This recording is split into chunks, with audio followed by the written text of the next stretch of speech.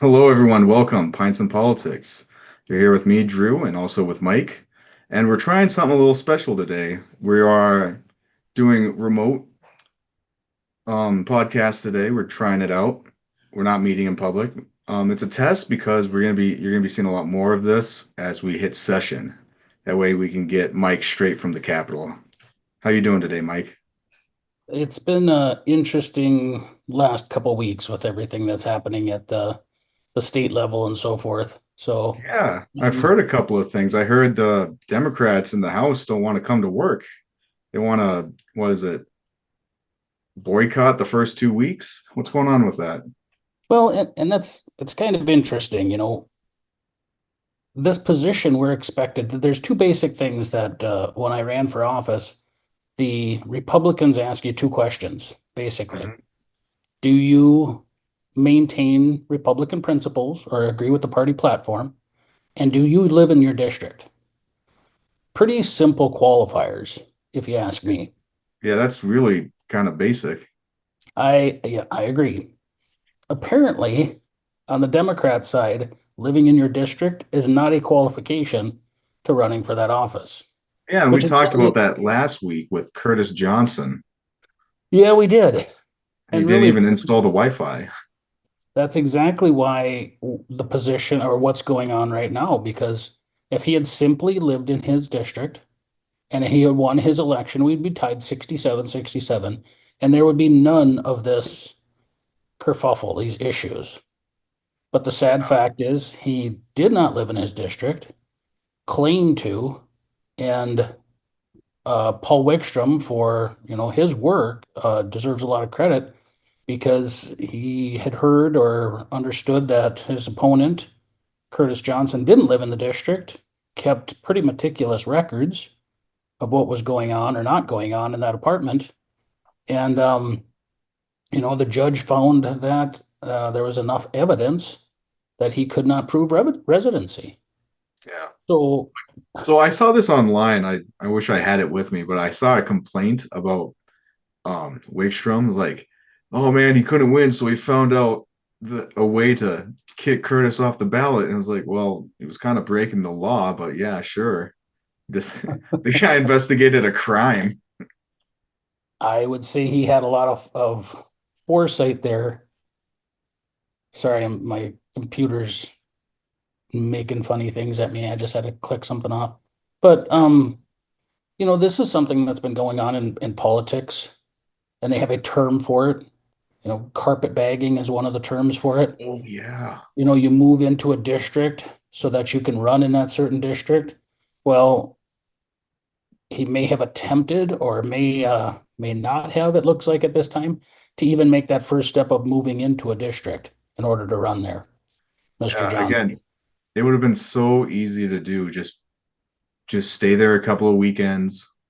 And I don't know where he actually lives, but I have to imagine it's in the city, so it's probably only a half-hour drive. So it's like going out to the cabin, just driving a half hour out to your cabin just for a weekend, just hang out. All you would Well, have had to do. there has been situations like this in the past. They have been investigated. It it isn't too often that a candidate will get kicked off of the ballot Yeah, for not living in the district. I know of one. But this is a pretty egregious offense it because is. basically you lied to every one of those voters in that area saying you lived here. It And the is. And other, I'm really surprised that it's only getting state level attention. Like this is more of national, like it's kind of a national news story as it could be. Because not only does it give Republicans favor in a state that's typically run by Democrats, but it's also again, like you said, this is something that barely ever happens. You don't see this. It's historic, really. talk about historic. It's that year Well, it that is. everything that happens is going to be historic. We go to a tie, which has only happened one other time in the state of Minnesota. We Mhm. have a candidate who gets ruled to not live in his district, kind of a historic thing again. In the Senate side, and God rest her soul, and I pray for her family and offer my condolences to Senator Dietzig's family. She passed away, which put the Senate into a tie. And all of these things are just cascading at the same time in the state of Minnesota, and it seems like Yeah. chaos, but we have to make the best of it. And the situation is on the first day of session, when we're sworn in, we're there to do our job. Yep. If someone else doesn't show up, they're elected to represent the people in that district. They Hmm. choose not to. I guess that's kind of like we compared it to employment. If you used to be work for different corporations and companies, and we had a no call, no show policy in many of Yep. those. If you did not show up for work, if you didn't call in, if you didn't make the effort to say, I'm not going to be here, you voluntarily quit. Yep. So, should the legislators who are holding a higher office be held to that same standard? Potentially. I mean, you were Potentially. elected, you're elected by your people to be there. If you're not going to be there, that to me is a dereliction of duty. And maybe you should just give up those seats. Yeah, I know if I don't show up, I may not be fired right away, but I definitely don't get paid for hours I don't work. It's just kind of a thing. You don't like we're not communists here in Minnesota, believe it or not. Most of us aren't. Whereas if you don't put in the work, you don't deserve the pay. And so, in my opinion, that pay should either come back to the taxpayers, or it should, maybe we should split between the representatives who do show up to work. I mean, I know back, when I work and somebody is either being incompetent or doesn't show up, like, hey, I should get that guy's paycheck if I have to cover for him, right? Really, our wages come from the pocketbook of the taxpayers. Mhm. If they're not there to do their job, then that's probably the best place that it should go, is right back into the taxpayers' pockets. Cut that No, out of the I have to commend you. Such a noble answer. I offered you more money and you said no.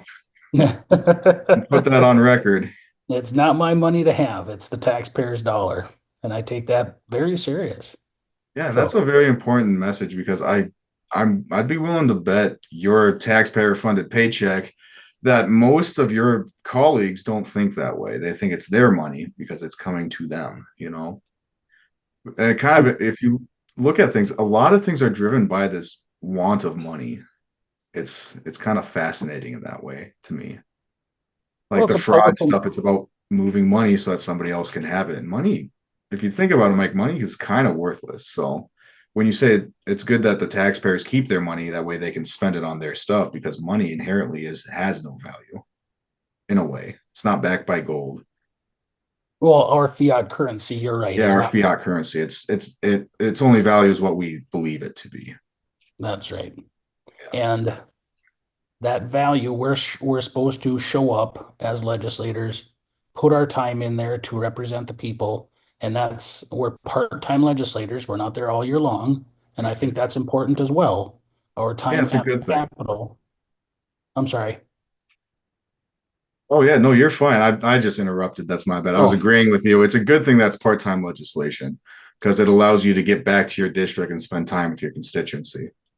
I I agree. I think that there's been talk about going to full-time legislators. It's a horrible idea, especially us for anybody out in greater Minnesota, Mhm. because we would be away from the constituents that we have. We wouldn't be in our districts, to talk to the people. I had a great phone call this morning, and I'm going to visit that individual, and maybe we can jump into that later. But the issues that he's dealing with, and the fact that he can call me up and know that within, as soon as I can fit it into my schedule, I'm going to be stopping in there because this is a serious concern.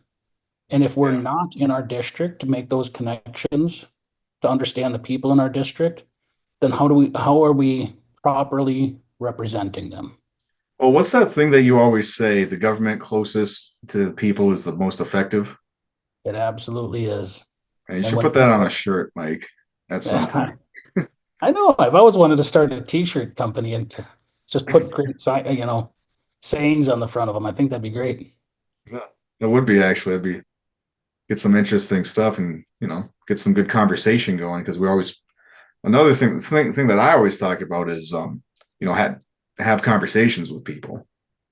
I always say buy them a drink, but you don't have to drink, you know. So little conversation never killed anybody. Well, and I was at a township meeting last night, and very proud to I said this too, the people that are in that room are very common sense. They're hardworking individuals, and we can talk about stuff, if and even disagree. It's not necessarily a Democrat Republican thing, but the next day, you may be talking to that neighbor on the other side of the fence. Doesn't matter if they have a D or an R behind their name. Yeah. We get along, you know, Yep. Yeah, we all and have to live in we all live up here like in the state. We're all neighbors. So right, kind of have to. exactly. Absolutely. So we had some other topics that we wanted to talk about today. Wildfires in Yeah. California. Well, while we're still on the topic of legislation, we can bring up the Okay. Lake and Briley Act. This is something I just found out about today, actually. Shout out to Alpha News. Their article just says that three House representatives are not, well, the title is that they vote no on it. So, what do you know about this Lake and Riley Act? So that is at the federal level, Hmm. which, we don't deal with, but I did look it up and I wanted to make sure that I got it right. I didn't look up Alpha News. News, you're right. Shout out to them. They do a great job of educating people across the state about, well, probably even further than that, um, about what's really going on. Media has become so slanted, so one-sided that people are finding alternatives, and Alpha News is a great alternative. So I wasn't looking at their stuff, but the Lake and Riley Act amends federal law to require immigration and customs, basically ICE, to issue detainers and take custody of illegal aliens who commit theft-related crimes such as shoplifting as defined by state and local law. Okay. So basically, somebody that is not here legally to begin with Yep. um, is going to get charged, and they're going to get um, ICE. They're going to contact ICE to deal with the situation. So, why is that a bad thing? I Well, mean, is this an issue of jurisdiction? It's kind of sounding like it because you have somebody, let's say in Minnesota, in Brainerd, let's just pick Brainerd because it's neutral territory. Let's say somebody gets arrested for theft and illegal immigrant in Brainerd, and the local cops handle that.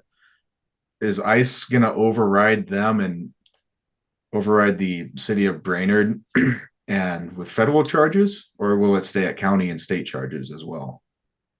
well, and I think look at what happened here with Lake and Riley. I mean, the act is in her name, Yeah. but the bill, and I'll read this because I think it's important. The bill directly addresses one of the federal policies related to Lake and Riley's murder. Her Hmm. murderer, Jose Ibarra, is an illegal alien who had been previously cited for shoplifting by the Athens Police Department. If local law enforcement had called ICE and ICE issued a detainer and picked him up, Lakin would be alive. Ibarra was found guilty in November and had been sentenced to life without parole. So that young lady's life Yep. basically hinged on somebody that was here illegally, probably should have gotten sent back to wherever he came from. And So he had been caught before, is what you're telling me. right. Yep. Okay, there it is. So this comes down to an issue of the local cops not enforcing the law or prosecution not doing its job. And so federal immigration customs enforcement should step up when locals fail to perform their duties. Would that be an apt summary?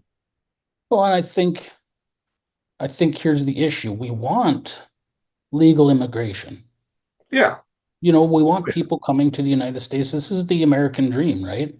We Right. want people that want to be here. We've heard a lot about the H-1B visas that are going on right now. People want to be here. We want the best and brightest and citizens that want to come and be part of the American dream. We absolutely want that. But when you have people who are coming here illegally with bad intentions, and a young lady loses her life because we've got this open border policy right now. I mean, think of the tragedy. Think if that was your family, and I have children.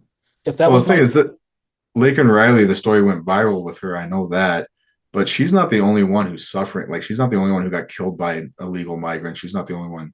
Her family isn't the only family suffering from this. So she's a good example though.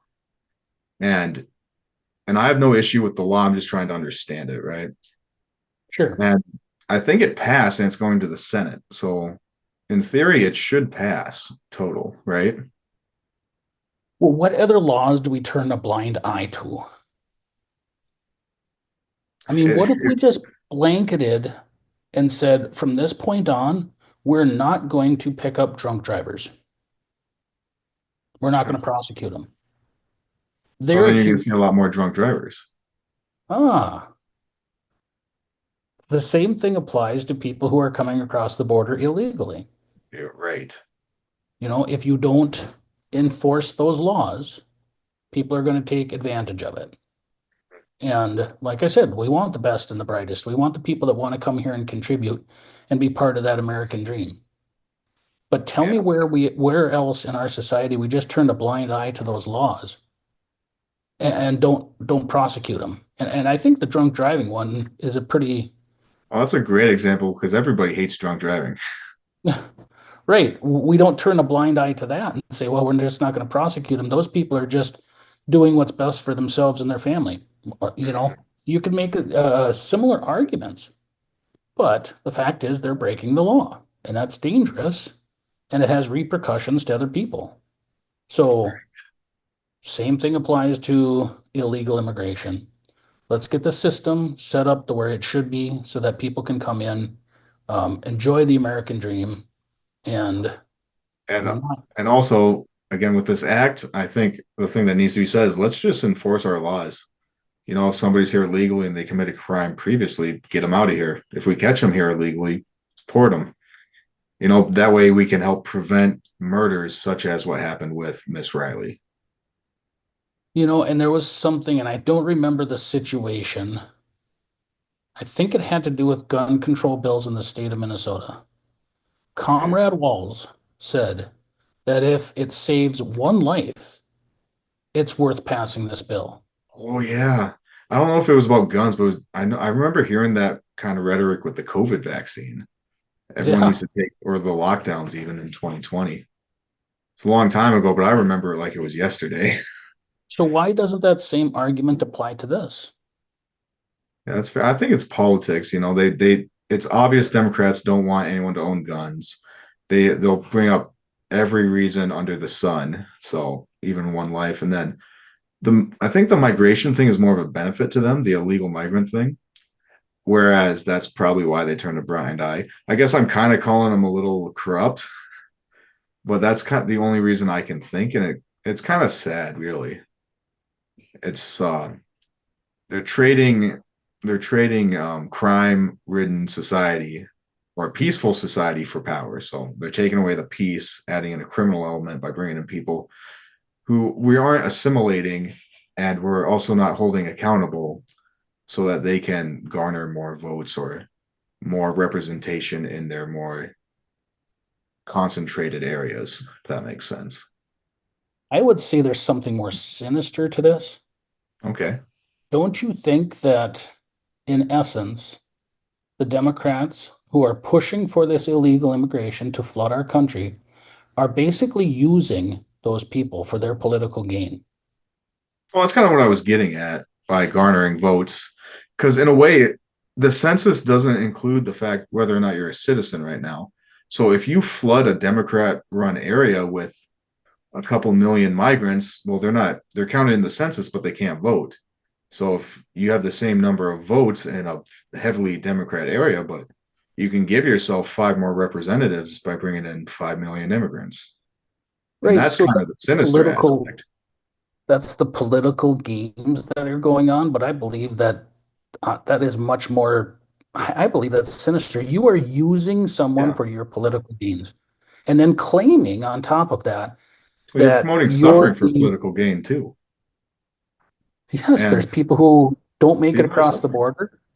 There's Oh yeah. rapes, there's murders that are going on, Hmm. down at the border. There's children that are missing.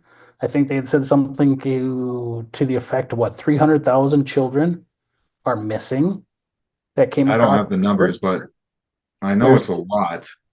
there's the sex trafficking that is well known, well documented, and the slave, basically slave labor. You know, Well, these people. trafficking is just a soft word for slavery.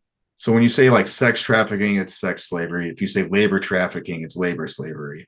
So just in general, it's slavery. Just coming. We've brought slavery back through this open border policy. Well, and It's isn't that a horrible thing to oh, do? it's abominable. Right, just to maintain some political power. I mean, to think about that, you're okay with the ill effects, the sex trafficking, the slavery, everything else, as long as you maintain your political power. It's That is horrible. horrible. Absolutely, Mike. You're hitting the nail on the head with the hammer repeatedly. Yeah, I guess we're saying the Heidi, for same thing carpentry, you're hitting it so well. we're Yeah, saying no, the same thing in just a it's little bit different awful. way. So I guess I hope this bill passes. But essentially, we do need to promote a culture where we enforce our laws and protect our communities. We can't just scream for someone else to do it. We have to be active. We have to vote in the right people. And speaking, and this is, I guess, my transition here. Speaking of voting in the right people, let's take a look at California right now. It's on fire again. And the the mayor of Los Angeles was gone on vacation in Ghana, I heard, and Gavin Newsom literally said, let the locals deal with it, the fires. He wasn't going to give any state help. He wants it to be the locals. He's not lift as of right now, he's not lifting a finger for these So wildfires. And apparently they're very devastating. I heard, and my heart goes out to those people that are their homes are being destroyed, Mm-hmm. churches, everything else is just being destroyed from this. And it could it have been avoided to a certain extent? I believe it could. Yeah. Um, in Yeah, some there's of these stories locations, about um just land management that they're not doing. People talk about clearing out the brush, I believe. And I don't know how dry it gets in California in the winter, but it makes sense if it's colder. I've heard stories about homeless people in Los Angeles lighting fires.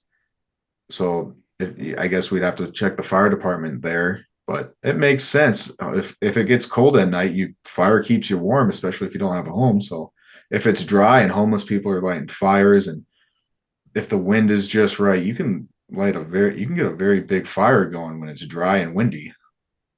so So I've been out there several times, never lived out there, but visited.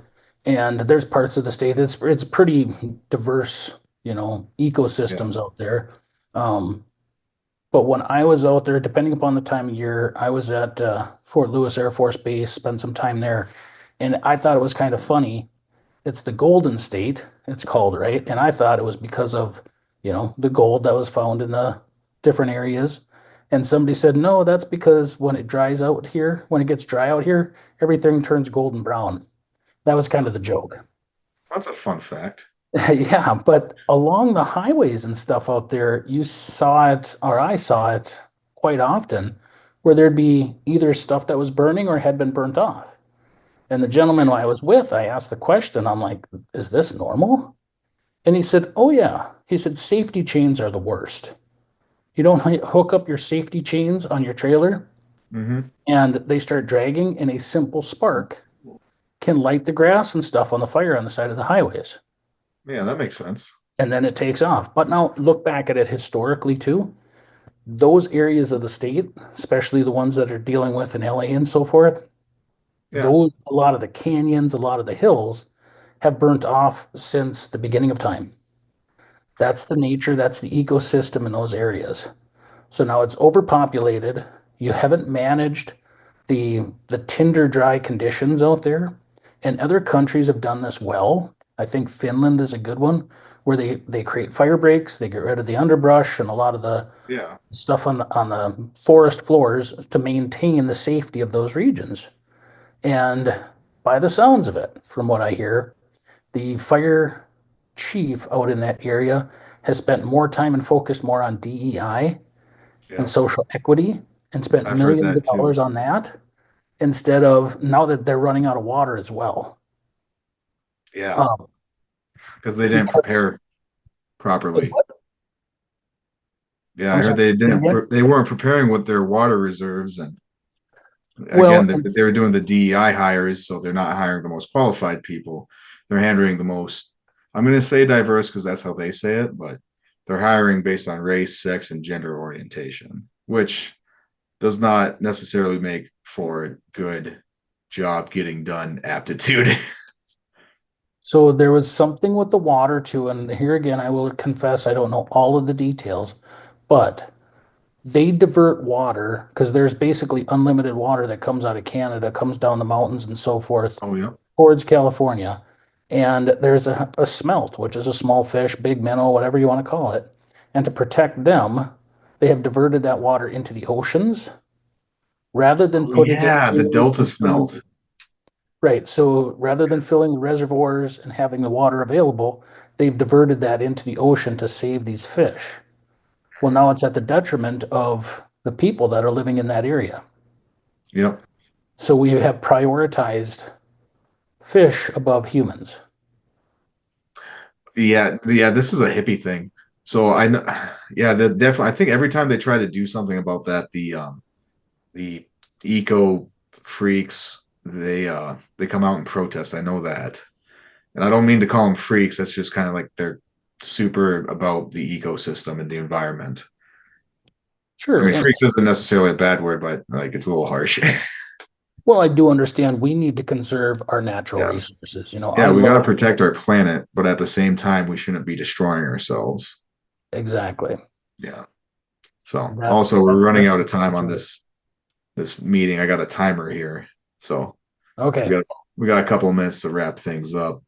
But good talk. I think things will work out. This format will work, I believe, for session, which starts what day does session start again, Mike? Next Tuesday is when the gavel falls, and we'll find Tuesday out the 14th, 14th. and we'll find out if everybody shows up for work. Um, and this will be kind of nice if we can do this remote like this. Maybe Yeah. we can do an update on the 14th. Yeah. Be Yeah, keep an eye out. And also, audience, leave a comment. Let us know what you think of the new format. Yeah, we're kind of going to have to keep doing it, but I'd love to hear your thoughts and ideas. So, Perfect. but January 14th is when session starts. Should be exciting.